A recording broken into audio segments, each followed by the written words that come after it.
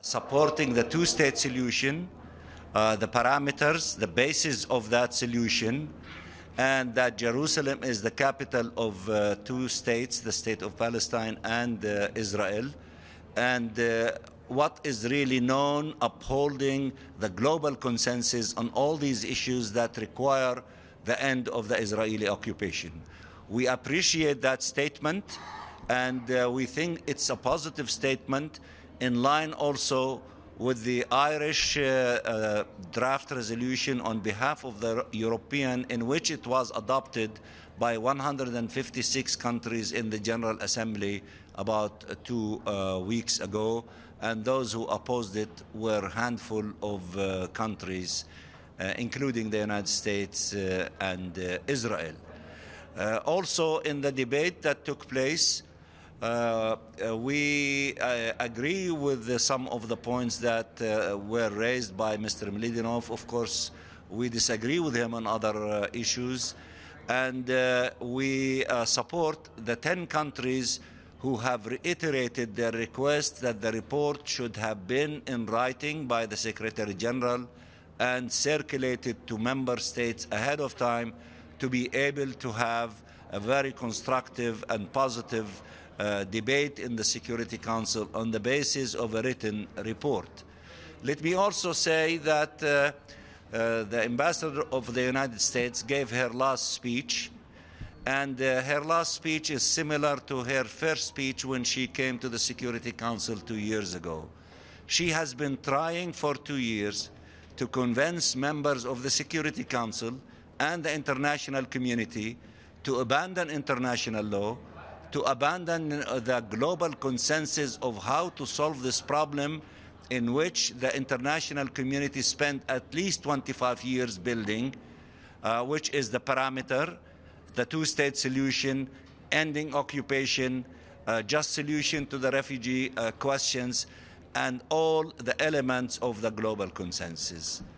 She reiterated this position in her last speech before departure this time, and the 14 other members of the Security Council upheld the international law, Security Council resolution, including 2334, and she failed again in not convincing a single one of them of replacing the global consensus of how to solve the problem by the ideas and the thinking of President Trump, in which she said she read the plan, but she did not share anything that was clear.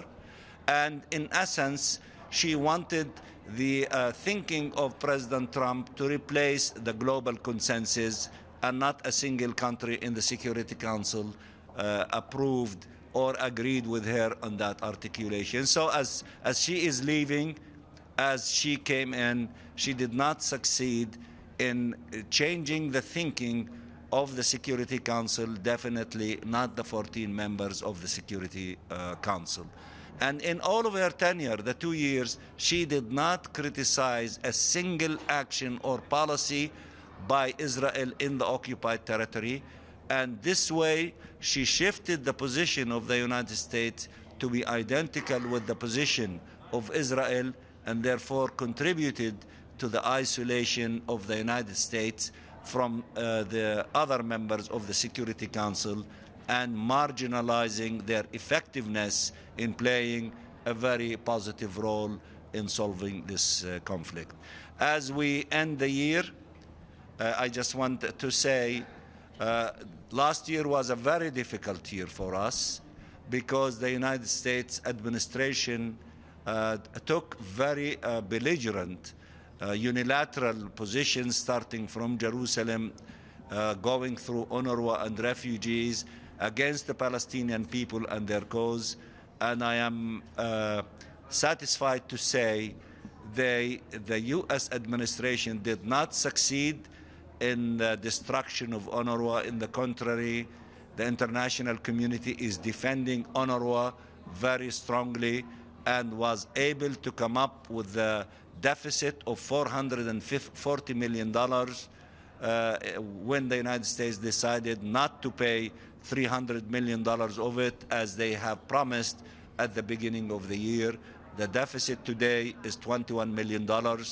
They did not succeed in fundamentally changing the thinking of the United Nations on the global consensus. The international community, as one see it in the many resolutions adopted and in the position of the Security Council, they are still upholding these positions, and the position of the United States along with Israel is extremely isolated. And I am happy to say that the Palestinian people were able to withstand this onslaught and succeed on the adoption of all of their resolutions with fundamentally the same essence and fundamentally very similar voting pattern to the year before and the year before. If you have any question, I'm available to you. Yes, sir.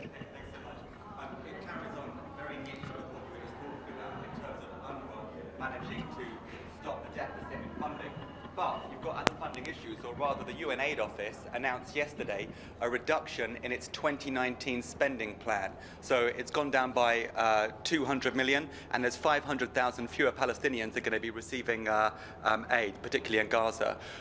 What does that say about your support with international donors, but also what does that look like on the ground in places like Gaza City, Ramallah, and so on for 2019 in terms of the humanitarian situation? Is it looking bleak for you guys?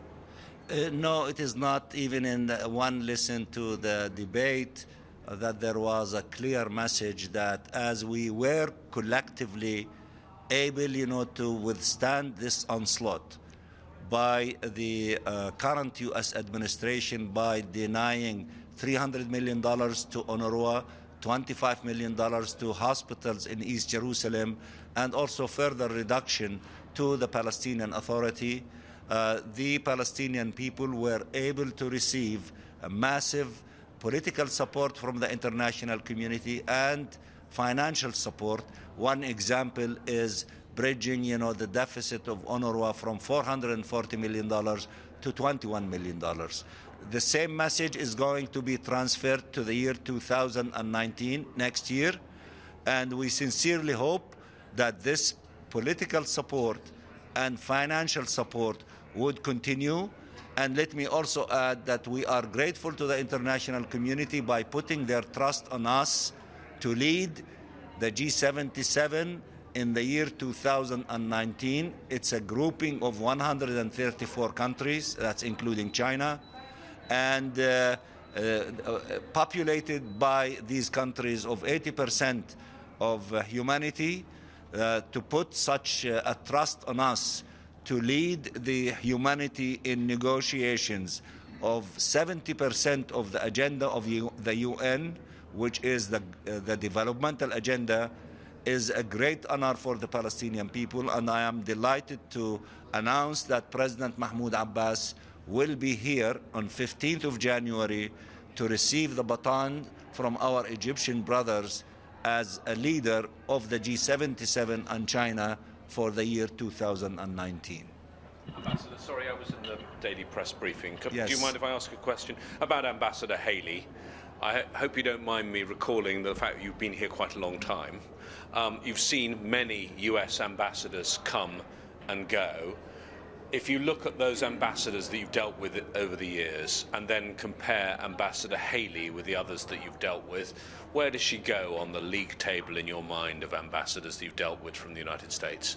I think in part I addressed this issue before you came, but let me just say that unfortunately with this current representative, well, actually she is leaving us, as also reflecting the policies of the current U.S. administration, her style was more aggressive and more pro-Israelis than perhaps the style of others.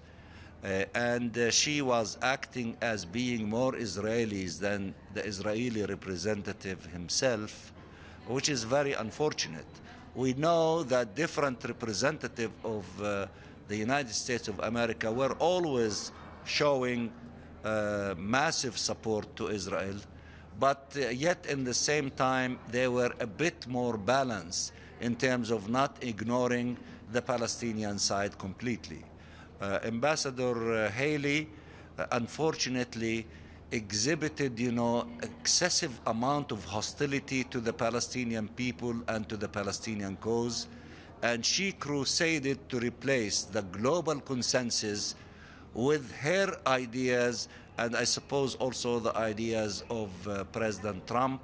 And I can say after 2 years, she failed in convincing any significant number of countries at the United Nations with these ideas. The last one was her speech today in the Security Council, in which she repeated the same themes that she started with 2 years ago, and she did not convince any of the 14 members of the Security Council to replace the global consensus with other ideas, because the 14 others and the great majority of the international community said that we invested a lot during the tens of years in the past, including with U.S.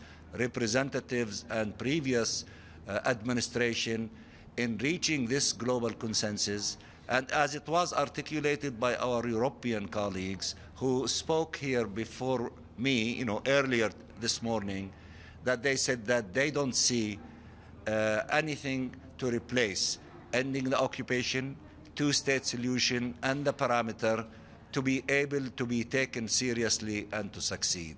Any other ideas that might be contemplated by the current U.S. administration to replace this global consensus, as one to listen closely to what was debated inside the General Assembly Hall, it indicates that it will not have a chance of succeeding. It's dead on arrival. She refused to listen to these positions that she heard for the last 2 years, and she left without listening to them, insisting that the replacement of the global consensus with something that is so vague, which we don't know, will succeed. She is wrong. It will not succeed. The only thing that has a chance of success is to implement the global consensus. Thank you.